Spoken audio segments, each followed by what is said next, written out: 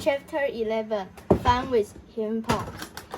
When Howard pat down the close the file cabinet, he took a quick look inside. Wow, he cried. Look at all the stuff in here. The file cabinet was filled with everything Mr. Crumb and had taken away from the boys over the years. There were slingshot, hoop, pansy pants, skateboard, fake, doggy doo-doo, you name it. It was in here. Look at this, cried George. A big stack of Captain Underpants comic. He got every issue, said Howard. 4 hours, the two boys sat on the floor laughing and reading their comics. Finally, George looked up at the clock. Yelks, he said. It's almost lunchtime. We better clean up this mess and get to class. The boys looked up at their principal, who had been standing behind them in a trance all morning.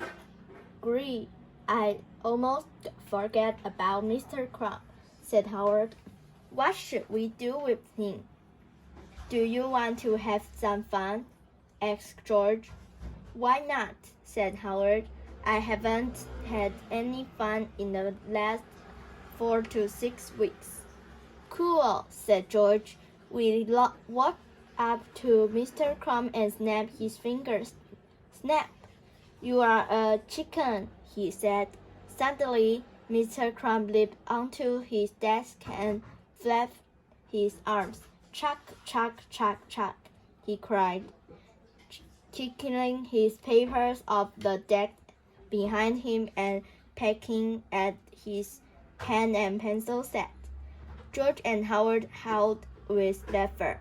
Let me try, said Howard. You are a monkey. You gonna snap your fingers, said Howard. George. Oh yeah, said Howard. Snap! You are a monkey. Suddenly, Mr. Crumb sprang off his desk and began swinging from the fluorescent light fixtures.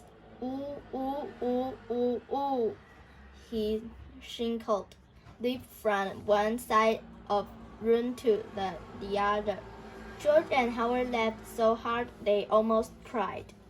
My turn, said George. Let's see. What should we turn him into next? I know, Howard said, holding up a Captain Underpants comic. Let's turn him into Captain Underpants. Good idea, said Howard. Snap! You are now the greatest superhero of all time, the amazing Captain Underpants. Mr. Crumb tore down the red curtain from his office window and tied it around his neck. Then he took off his shoes, socks, shirt, pants, and his awful toupee. Tra-la-la-la, he sang. Mr. Crumb stood before them, looking quite dumbfounded, with his cape blowing in the breeze of open window. George and Howard were dumbfounded. You know, said Howard, he kinda looks like Captain Underpants. Yeah, Howard replied. After a short silence, the two boys looked at each other and burst into laughter. George and Howard had never laughed so hard in all their lives. Tears ran down their faces and they rolled about the floor, circling in hysterics.